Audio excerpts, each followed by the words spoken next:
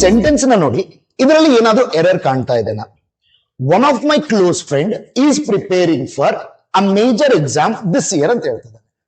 ಇದರಲ್ಲಿ ಒಂದು ಚಿಕ್ಕ ಎರರ್ ಇದೆ. ಏನು ಅಂದ್ರೆ ಇಲ್ಲಿ ಫ್ರೆಂಡ್ ಬರಬಾರದು, ಫ್ರೆಂಡ್ಸ್ ಬರ್ಬೇಕಿಲ್ಲಿ. ಸರಿ, ಯಾಕೆ ಫ್ರೆಂಡ್ ಬರಬಾರದು, ಯಾಕೆ ಫ್ರೆಂಡ್ಸ್ ಬರಬೇಕು?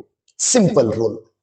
ಒನ್ ಆಫ್ ದ ಅಥವಾ one of my, one of your, his, ಒಂದು ದಾದ್ರೂ ಇರ್ಲಿ ಪೊಸೆಸಿವ್ ಅಡ್ಜೆಕ್ಟಿವ್. ಪೊಸೆಸಿವ್ ಅಡ್ಜೆಕ್ಟಿವ್ ಅಂದ್ರೆ ಯಾವುದು? My, your, his, her, their, ಇವೆಲ್ಲ ಪೊಸೆಸಿವ್ ಅಡ್ಜೆಕ್ಟಿವ್. ಅದಾದ್ಮೇಲೆ ನಮಗೆ ಒಂದು ನೌನ್ ಬರುತ್ತೆ, ಅಂದ್ರೆ ನಾಮಪದ.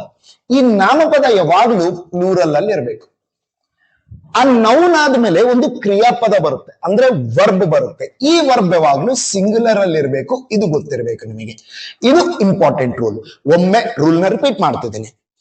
ಒನ್ ಆಫ್ ದ ಅಥವಾ ಮೈ ಬಂದ ಮೇಲೆ ನೆಕ್ಸ್ಟ್ ಬರೋ ನೌನ್ ಪ್ಲೂರಲ್ ಅಲ್ಲೇ ಇರಬೇಕು, ವರ್ಬ್ ಸಿಂಗುಲರ್ ಅಲ್ಲೇ ಯಾವಾಗ್ಲೂ ಇರಬೇಕು. ಇಲ್ಲಿ ಅಬ್ಸರ್ವ್ ಮಾಡಿ, ಒನ್ ಆಫ್ ಮೈ ನೌನ್ ಇದು, ನೆಕ್ಸ್ಟ್ ಇದು ವರ್ಬ್. ಇದು ನೌನ್ ಯಾವ್ದ್ರಲ್ಲಿ? ಪ್ಲೂರಲ್ ಅಲ್ಲಿ ಇರಬೇಕು. ಫ್ರೆಂಡ್ಸ್ ಪ್ಲೂರಲ್ ಅಲ್ಲಿ ಇದೆನಾ? ಇದೆ.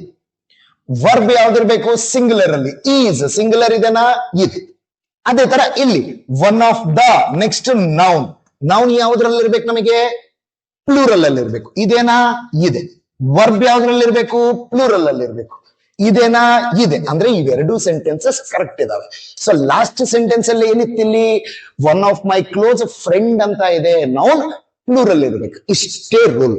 ಈ ರೂಲ್ ಅರ್ಥ ಆದ್ರೆ ನೀವು ಇವೆರಡು ಕ್ವೆಶನ್ಸ್ ನ ಟ್ರೈ ಮಾಡಿ, ಇದರಲ್ಲಿ ಏನ್ ಎರರ್ ಇದೆ ಅನ್ನೋದು ಕಮೆಂಟ್ ಸೆಕ್ಷನ್ ಅಲ್ಲಿ ತಿಳಿಸಿ. ಹಾಗೆ ಈ ರೀಲ್ ನಿಮಗೆ ಏನಾದ್ರೂ ಇಷ್ಟ ಆದ್ರೆ ನಿಮ್ಮ ಫ್ರೆಂಡ್ಸ್ ಅಲ್ಲಿ ಶೇರ್ ಮಾಡಿ. ಹಾಗೆ ನಮ್ಮ ಚಾನಲ್ಗೆ ಸಬ್ಸ್ಕ್ರೈಬ್ ಮಾಡಿ ಇನ್ನೂ ಹೆಚ್ಚಿನ ಗ್ರಾಮರ್ ಟಿಪ್ಸ್ ಗಾಗಿ.